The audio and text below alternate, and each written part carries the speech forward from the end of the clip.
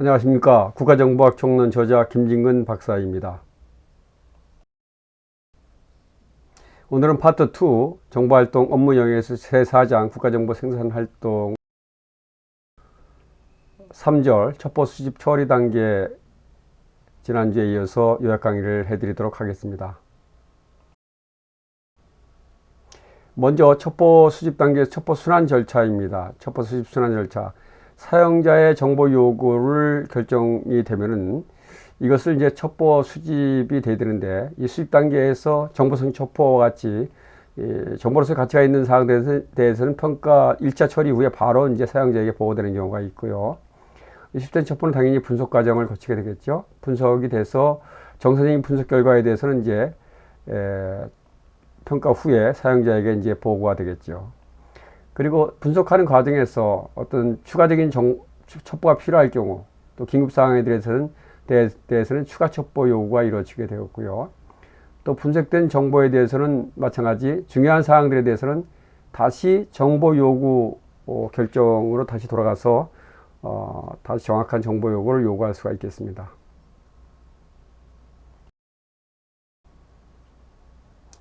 다음은 이제 첩보 수집 단계에서의 주요 쟁점과 우려되는 사항들, 그리고 우선순위 결정 사항들에 대해서 살펴보도록 하겠습니다.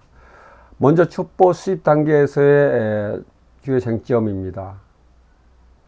수집의 가장 큰 문제는 이제 얼마나 많이 첩보를 수집해야 하는가입니다. 단순히 첩보의 양이 많다고 정보의 질이 높아지는 것은 아닙니다. 결국 필요한 첩보의 양은 분석관의 요구 수준에 따라 달라지게 되고, 수집은 분석을 위한 기반일 뿐 독립적으로 존재하지 않습니다. 따라서 수집 없이는 이제 정보가 없지만은 또 분석 없이도 정보가 될 수가 없다는 경우가 중요한 의미를 갖게 되는 것이죠. 다음으로는 이제 수집 과정에서 우려되는 이제 현상들에 대해서 살펴보도록 하겠습니다. 먼저 밀과 격교의 문제처럼 쓸모없는 첩보와 불필요한 첩보를 구분해야 되는 문제입니다. 둘째, 기술 정보 수단의 남용으로 인해서 무차별적으로 첩보가 수집되는 버큐um 클리너 현상이 나타난다는 것이죠. 정보의 홍수의 현상이죠. 셋째는 이제 수환볼 현상은 이제 기관들이 본연의 임무보다는 정식 결정자의 관심사에만 몰두하는 현상이 되겠고요. 네 번째, 페이퍼 밀처럼 허위 첩보나 부실 보고서가 남발될 수 있다는 점도 경계해야 할 사항이 되겠습니다. 마지막으로 첩보 수집의 우선순위를 어떻게 결정할 것인가 하는 문제입니다. 우선순위 결정은 5가지 기준으로 정리를 해볼 수가 있겠죠. 먼저 정책과의 밀접성과 같이 이용 가능성, 그리고 어떤 새롭고 가치 있는 정보냐 하는 참신성, 또 긴급하게 요구되는 어떤 긴급성을 갖고 있는 정보이냐, 또 실제로 수집할 수 있는가, 수집 가능성, 또 시간과 비용 대비해서 효율성, 경제성이 있느냐 하는 것입니다. 정리해 보자면 첩보 수집은 무조건 많이 모으는 것이 아니라 분석 요구에 맞춰서 효율적으로 수집하고 수많은 왜곡된 첩보와 불필요한 현상을 경계하며 명확한 우선순위 기준을 바탕으로 수행하는 것이 핵심입니다. 국가정보 판단에서 공개정보와 비밀첩보의 역할, 그리고 정보기관의 수집 필요성에 대해서 알아보도록 하겠습니다. 먼저 국가정보 판단에서의 기초는 대부분 이제 공개정보에 있습니다.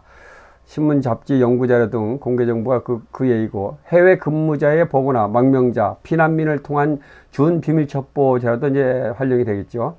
실제로 75에서 90%의 정보 판단은 이러한 공개정보로 큰 흐름과 배경을 전체적으로 파악하게 됩니다. 특히 냉전 이후에 정보 공개 확대와 인터넷 발달은 공개정보의 비중을 더욱 크게 키워왔습니다. 하지만 비밀첩보의 중요성은 여전히 절대적입니다. 그래서 상대의 의도나 능력, 취약점, 행동 방안을 적시에 파악하려면 비밀 첩보가 이제 필요하죠. 독재국가나 폐쇄국가처럼 정보 접근이 어려운 대상일수록 더욱 그렇죠. 또한 현대 사회는 정보 우위가 국력을 결정하며 모두가 아는 정보가 아닌 남들이 모르는 비밀을 신속히 파악하는 것이 바로 국가정보기관의 이제 핵심이 되겠죠. 특히 이제 군사나 테러 조직 관련 사항들은 공개정보만으로는 결코 파악할 수가 없죠. 그렇다면 정보기관이 왜 비밀 첩보를 수집해야 하는 것이죠. 1996년 미국 의회 보고서에 따르면 많은 나라가 외부 접근을 차단하거나 군사 능력, 예산, 외교 전략을 숨기고 있고, 또 적재적 준비나 국제규범 위반도 공개하지 않는다는 것이죠. 또한 테러, 마약, 스파이 활동은 은밀하게 이루어지고 있고 환경, 재난 관련 정보도 직접적인 관찰로는 한계가 있습니다. 이러한 영역은 반드시 이제 비밀 첩보 수집이 필요한 것이죠. 마지막으로 이제 정보기관은 이제 공개 정보 수집의 필요성도 있습니다. 공개 정보는 정보 판단의 기초이기 때문에 정보기관도 일정 부분 수집을 하게 되죠. 다만 정보기관의 본래 임무는 비밀 정보 확보에 있고요. 공개 정보는 학계나 업계에서 다루는 수준을 넘어서 더 깊고 깊이 있고 또 분석적인 차원에서만 담당하는 것이 바람직합니다. 다시 이제 정리하게 된다면 공개 정보는 전체적인 맥락과 배경을 파악하게 되고 비밀 첩보는 이제 결정적인 판단을 가능하게 한다는 점입니다. 따라서 정보기관은 공개 정보와 비밀 첩보를 균형 있게 활용하되 본연의 역할인 비밀 첩보 활동에 이제 주력을 해야 되겠죠. 이어서 인간 정보, 즉 인간을 통한 첩보 수집 방법에 대해서 알아보도록 하겠습니다. 먼저 인간 정보라는 것은 대화나 면담, 감시, 추적, 사진 촬영, 도청 등을 통해서 인적 수단으로 첩보를 수집하는 활동을 말합니다. 두 번째 첩보의 출처는 크게 이제 두 가지가 되겠죠. 공개 출처 정보가 있고요. 비공개 출처 정보가 있겠죠. 공개 출처 정보는 아시다시피 신문, 방송, 서적 등 인터넷 등을 통해서 접근 가능한 누구나 쉽게 접근 가능한 정보를 말하는 것이고, 비공개 출처 정보는 이제 정보관이라든가 첩보원, 망명자, 주재원 등이 제공하는 인간 첩보의 통신, 영상 정보 등이 이제 포함됩니다. 세 번째 이제 수집 수단을 알아보시게 되면은 수집수단은 이제 공직과장 정보관에 위한 수집, 또 비공직과장 정보관에 위한 수집, 또 포섭된 협조자나 단순 협력자인 첩보위원과 협조자에 위한 첩보 수집 방법이 있겠고요. 기타 이제 망명자라든가 이민자, 또 여행자, 그리고 뭐 사업가, 교수, 어떻게 인터뷰를 통해서도 이제 첩보를 수집할 수 있겠죠. 그렇지만 미국 같은 경우는 이제 선교사나 기자를 첩보위원으로 쓰는 것은 이제 금지하고 있습니다. 정리하면 인간 정보는 비공개 출처를 아우르되 다양한 신문과 협조자를 통해서 수집되는 매우 중요한 정보 수단이라고 할 수가 있습니다. 다음은 정보관과 인간정보 수집수단을 살펴보도록 하겠습니다. 먼저 정보관은 이제 IO, 인텔리전스 오피서라고 하는데요. 국가정보기관의 정식 요원으로 첩보원을 통제하고 정보를 수집하는 사람을 말합니다. 이 사람의 명칭은 공작관, 조정관, 통제관 등 다양한 명칭으로 불리기도 하고요. 정보 수집과 비밀 공작 임무를 구분해서 사용하기도 합니다. 둘째, 정보관의 활동 사이클은 이제 네 단계로 요약해 볼 수가 있습니다. 본부의 요구를 받아서 먼저 목표를 설정을 하고, 또 목표 분석과 첩보원 확보를 거쳐서 실제 수집 활동을 수행한 뒤에 수집한 첩보를 다양한 경로로 이제 보고하는 것이 되겠죠. 세 번째는 인간 정보의 수집 과정을 보시게 되면은 먼저는 이제 출처 개척과 수집 활동, 첩보 전달 순서로 이제 진행이 되겠죠, 크게는. 그래서 가치 있는 첩보 요원을 탐색, 포섭하고 대화나 감시, 도청 등으로 정보를 얻은 후에 공식, 비공식 경로를 통해서 보고하는 것이 되겠죠. 다음은 이제 신분위장, 공직가장 정보관과 비공직가장 정보관에 대해서 간단히 살펴보도록 하겠습니다.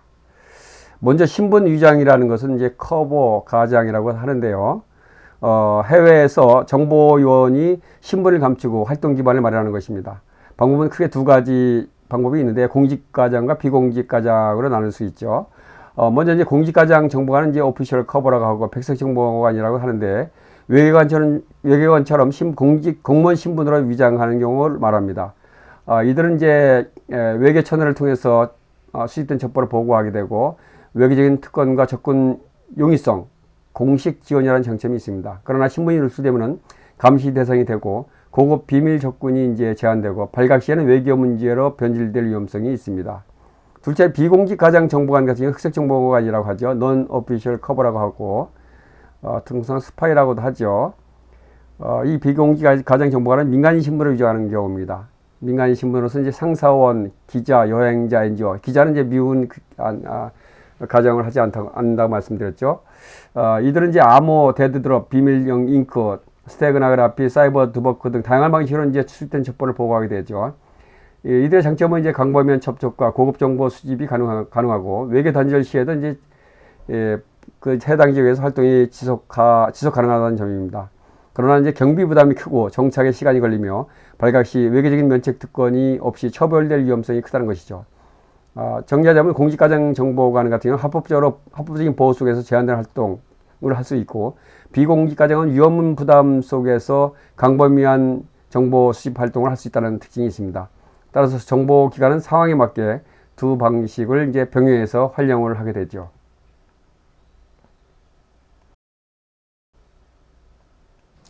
다음은 첩보원 에이전트와 협조자 웍스인에 대해서 간단히 살펴보도록 하겠습니다. 먼저 첩보요원 에이전트는 정보기관 정식 직원은 아니고 주재국 해당 국가의 국격자로서 정보관에 의해서 채용되고 임무를 수행하는 인물을 말합니다. 흔히 스파이, 간첩, 두더지 등으로 불리고 계약이 끝나면 신분도 종료됩니다. 반면 협조자, 웍스인 같은 경우는 이제 자발적으로 정보를 제공하는 사람으로서 계약 관계가 없기 때문에 언제든지 관계가 끊어질 수가 있고 이중 공작일 가능성도 또 존재합니다. 이들은 보통 법집행자, 군인, 외교관, 난민, 전쟁포로, 또 주요 민간인이라든가 NGO 인사, 언론인 등 정보 접근성이 높은 집단에서 이제 확보가 되고요. 첩보 획득 과정은 목표를 설정하고 적합한 인물을 탐색한 후에 접촉을 통해서 약점을 파악하고 금전, 그리고 이념, 힘적인 동기를 이용해서 포섭하게 되죠. 이후 본부 승인을 거쳐서 채용되고 단기 또는 장기 임무 수행을 위해서 교육을 받기도 하죠. 채용 후에는 임무와 보상을 제공하면서 지속적으로 관리가 되고 필요시에는 관계를 이제 종료하게 되는 것이죠. 활용 단계에서는 이제 첩보원의 활용 단계에서는 이제 자발적인 협조자가 중요한 정보에 접근할 수가 있어서 가치가 크고, 이중 첩보원의 경우는 기만 공작이나 정보 역용에 사용될 수가 있죠. 대표적인 사례로 CIA 올드리치 에임즈 같은 경우는 소련의 첩보위원으로 활동하다가 체포되었고, 스페인 출신의 후안 푸열 가르시아는 2차 세계대전 당시에 영국의 기만 공작에 기여하면서 노르망디 상륙 작전에 큰 역할을 하기도 했습니다. 정리하면 첩보원과 협조자는 정보활동의 핵심적인 자산이지만 동시에 높은 위험을 동반하므로 철저한 관리와 신중한 활용이 필요하다는 것입니다.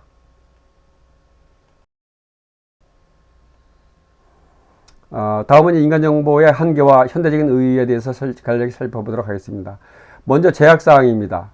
인간정보는 신뢰성 문제가 크며 조작보거나 이중공작원의 위험성이 있습니다. 또한 국가들이 기만 정보를 의도적으로 흘리기 때문에 사실 판단이 어렵습니다. 중요한 인물이나 조직에 접근하는 것 자체가 쉽지 않고 방첩활동 강화로 침투가 차단되기도 합니다. 더불어 정보 요원은 언제나 신변 위험에 노출되어 있고 발각 시에 특히 비공직 가장 정보 요원 같은 경우는 보호받기가 어렵다는 것입니다. 마지막으로 정보가 정치 경제적으로 약용되거나 유출될 위험성도 존재합니다. 그러나 현대적인 의의는 분명히 있습니다. 인간정보 기술 수단이 파악할 수 없는 어떤 심리와 의도를 확보할 수가 있고요.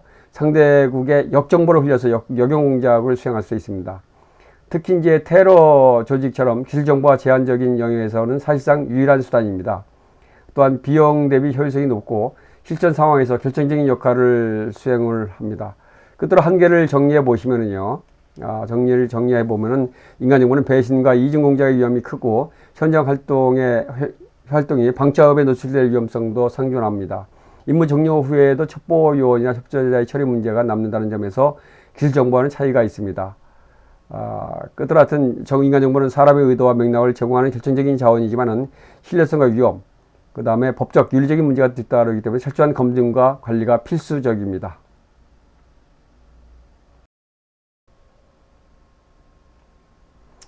다음은 스파이가 되는 이유와 이제 포섭 방법에 대해서 살펴보도록 하겠습니다. 스파이가 되는 이유는 이제 인성적인 또 위기 상태, 절망, 고통에서 탈출하는 심리 상태, 또 정보 제공에 따라서 쉽게 금전적, 심적인 보상을 받는 그런 이유로 인해서 이제 스파이가 되기도 하고요. 되고요. 현대의 어떤 정보기관이 스파이를 포섭하는 방법은 말리스라고 해서 돈과 그 다음에 앵거, 불만, 적대감을 활용하기도 하고, 러스트, 성적 향락, 욕망을 활용하기도 하고, 또 아이디올로지, 정치 사상적인 성향과 컴프로마이즈, 조건, 타협, 제공 등을 활용하기도 하고, 또 자존심, 에고, 명예, 경쟁심을 활용하기도 하죠. 소련 같은 경우는 KGB에서 냉전시대 때는 마이스라고 해서 돈과 사상과 명예, 승진, 컴프로마이즈, 또 에고 등의 방법을 활용을 많이 했고요. 이상 같은 정리를 해보지만 스파이는 개인 성향과 환경적인 요인, 유혹의 결합으로 이제 발생할 수 있고, 정보기관은 이를 전략적으로 활용해서 첩보 요원을 포섭을 하게 된다는 것이죠.